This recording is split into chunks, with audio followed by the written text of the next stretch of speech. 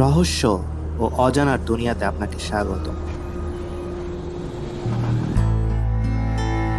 নদীমাতৃক বাংলাদেশের জন্য নদীগুলো শুধু জলধারা নয়, বরং এটি হচ্ছে জীবনধারা।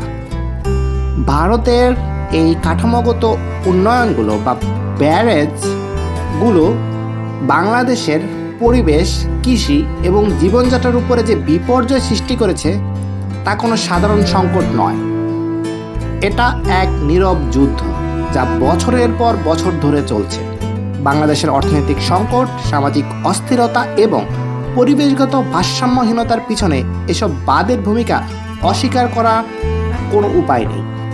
ভাবুন, এক দেশ যেখানে নদীগুলোই ছিল প্রাণের প্রবাহ, যেগুলো তার মাটি সজীব রেখেছিল, তার মানুষের খাওয়ার উৎস ছিল বা জীবিকা এবং কৃষির উৎস ছিল। এই দেশটি বাংলাদেশ, যার হৃদয়ের স্পন্দন নদীর সাথে একই সাথে চলত।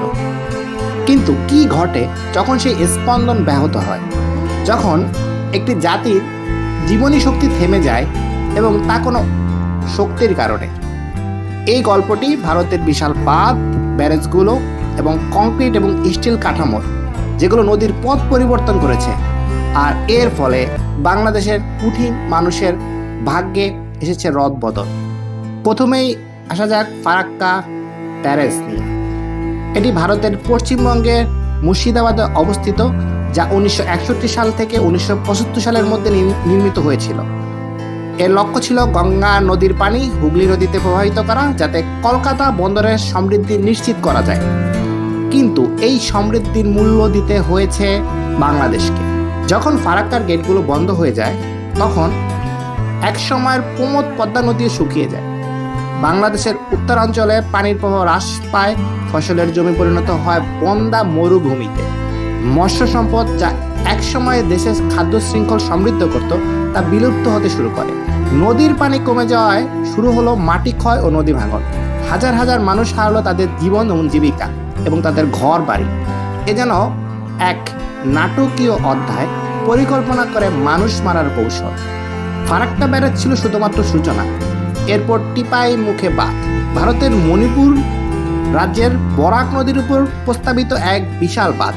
এই বাঁধ নির্মাণ এখনো শুরু হয়নি, কিন্তু এর সম্ভাব্য প্রভাবে আমাদের আতঙ্কিত হওয়ার জন্য যথেষ্ট।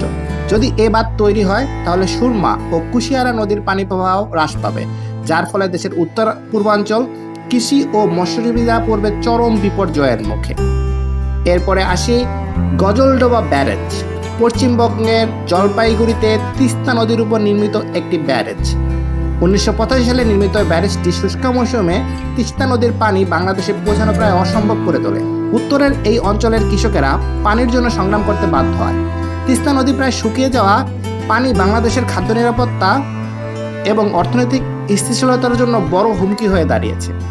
এরপরে আসা যাক মাইথন ও পঞ্চায়েত বাঁধের কথা।